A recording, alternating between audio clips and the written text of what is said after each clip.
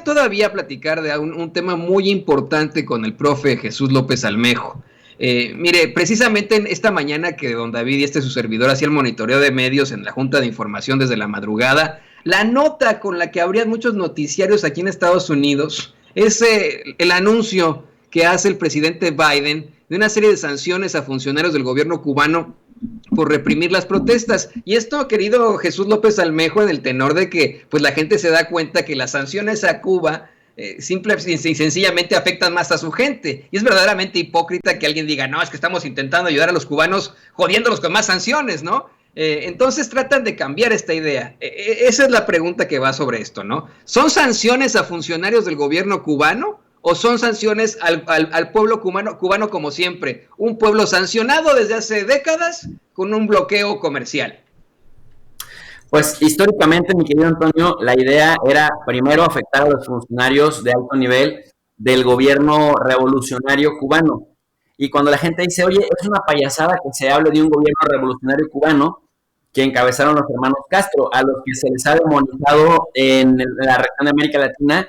como lo peor, como la peor expresión del comunismo, incluso sin entender el significado teórico o filosófico del comunismo o del socialismo, y luego lo primero que vienen a decirte, mi querido Antonio, es vete para Cuba entonces, te mando un billete de avión para Cuba, ¿para qué estás defendiendo a los cubanos? Cuando en realidad lo que trata uno de hacer es un ejercicio holístico para poner las cosas en perspectiva comparada. Y como me dijiste que tenemos muy poco tiempo, entonces déjame en resumidas cuentas, le pido a la gente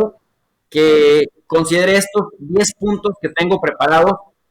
metodológicamente o epistémicamente para compartirlos de manera sencilla con toda la gente. Mira, primero, Fidel Castro derrocó a Fulgencio Batista. Fulgencio Batista había sido presidente de Cuba de 1940 a 1944 y luego después se convierte en el dictador oficial de 1952 a 1959. Quienes hacen un ejercicio de honestidad investigan cuáles son los récords, los números de Fulgencio Batista. Y a este señor se le conoce, a este dictador, como el que abrió Cuba, pues puso de manera abierta las tierras y propiedades en manos de compañías estadounidenses. Por lo tanto, es Estados Unidos que después de la Segunda Guerra Mundial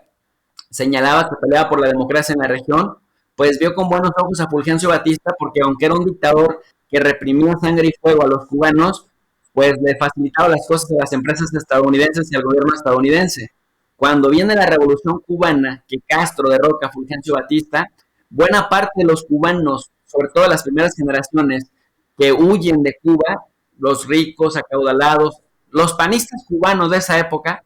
pues prácticamente se van a la Florida y en la Florida convierten a la Florida en el centro de la derecha latinoamericana, que desde Florida es el pivote para que las políticas del gobierno de Estados Unidos, injerencistas en buena parte de los países de América Latina, se organicen. El caso cubano es particularmente importante porque los cubanos alcanzan a leer bien la narrativa de la Guerra Fría y tú recordarás que en 1950, en la década de los 50 fue muy importante el macartismo ahí en Cuba. El macartismo satanizaba todo lo que fuera pro, con que no te atrevieras a criticar al socialismo o no te atrevieras a criticar al comunismo, ya eras entonces un peligro para Estados Unidos y podían desemplearte, podían perseguirte, podían fabricarte delitos. Entonces, bajo la idea macartista anticomunista de Estados Unidos, que veía todo lo prosoviético como un problema grande, empiezan a crear sanciones para Cuba. Pero antes, tantito antes, decirle a la gente, en 1959, en el momento en que derrocan a la dictadura de Fulgencio Batista, el 73% de las exportaciones se hacían cubanas, se hacían en Estados Unidos, era el principal socio comercial por mucho, y el 70% de las importaciones venían desde Estados Unidos. O sea, 7 de cada 10 cosas iban a Estados Unidos y venían de Estados Unidos. Por lo tanto, cuando se hace el embargo contra Cuba, pues sí es brutal la sacudida porque lo dejas una especie de reestructurar todo para sustituir ese 70% que representaba el comercio de Estados Unidos. Recordemos también que para que Fidel Castro no pudiera derrocar a Fulgencio Batista, le hacen un embargo de armas, que fue el primer embargo que se hace en 1958. Para 1960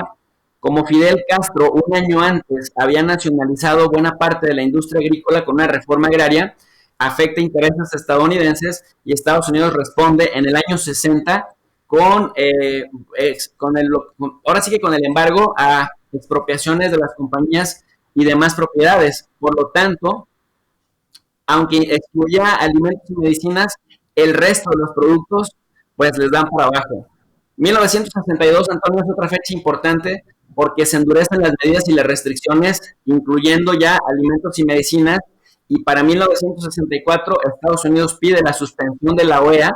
de Cuba, por lo tanto el bloqueo que solamente era comercial y económico también se hace político. Para saltarnos un poco en la historia, 1992 y 1996 también son muy importantes. El 92 es porque se aprueba una impresión de la comunidad cubano-americana que se llama Cuban Democracy Act, o la ley de la democracia cubana, que prácticamente convierte en ley el embargo contra Cuba, y para 1996, con la ley Helms-Burton, se elimina la posibilidad para cualquier estadounidense de hacer negocios dentro de la isla o con cualquier parte del gobierno cubano. Y además, para 1999, con el presidente Clinton, todavía se amplía más el embargo, se prohíbe a filiales extranjeras de compañías estadounidenses comerciar con Cuba por valores superiores a $700 millones anuales, lo que va a convertir a esta ley en la primera ley transnacional del mundo. Si bien es cierto, mi querido Antonio, que con Barack Obama se relajaron las medidas en el 2014 porque empezaron a haber vuelos directos, porque antes no había vuelos directos, empezaron a aumentar un poco más las cantidades con las que se podía comerciar con la isla, pues llega Trump, impone 243 medidas, 50 de las cuales las da en la época del coronavirus, y prácticamente regresa a la época de los años 60 o a los 90 incluso con Clinton, porque hay gente que piensa que los republicanos son más duros en contra de los cubanos que los demócratas, pero Clinton demuestra que en los años 90 es donde se ha vivido ya sin Guerra Fría los momentos más álgidos de la relación con Cuba. Entonces, para exponer el cuadro así en general y concluir, Estados Unidos se ha abrogado el derecho de llevar o exportar la democracia como ellos la entienden a otros países, ignorando que las cartas fundacionales de la OEA o de la ONU, que son también parte de estos, son principios de política exterior mexicana, tienen como premisas principales la no intervención o la no injerencia en los asuntos de otros estados y la autodeterminación de los pueblos. Es decir, que cada país es libre y soberano para elegir el sistema de gobierno que quiere de acuerdo a sus y costumbres, pero eso Estados Unidos pues no, prácticamente lo ignora, y cualquier cosa que considere que se sale de los parámetros que ellos consideran debiera ser un gobierno ideal, terminan por exportar su concepto de democracia, dejando consecuencias como lo que pasó en Libia, como lo que pasó en Siria, como lo que pasó en Afganistán y como lo que pasó en Irak. Al final, sí derrocaron al tirano, en este caso Saddam Hussein, en Libia Muammar Gaddafi, fracasaron en Siria, porque ahí sigue Bashar al-Assad más fuerte que nunca con la ayuda rusa, pero podemos ver que en Afganistán pues también le hicieron los mandados a los talibanes, asesinaron a Osama Bin Laden,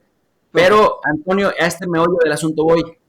rompieron el tejido social de esas sociedades, no arreglaron nada, no llevaron ningún tipo de democracia, dejaron una situación de terror, y la pregunta es, para la gente que apoya la injerencia de Estados Unidos en Cuba, ¿quieren una Libia, una Siria, un Afganistán o un Irak en Cuba? Porque democracia estoy seguro que no habrá, a pesar de que Estados Unidos aumente su injerencismo. El profesor Jesús López Almejo, le agradecemos por supuesto esta su participación. Acuérdese en contactarlo en sus redes sociales, @JJLópez_Almejo, tanto en Twitter como en Facebook, y en su canal, tu profe DRI. Muchas gracias, profesor. Al contrario, mi querido Antonio, les mando un fuerte abrazo y estamos a la orden. Gracias al profesor Jesús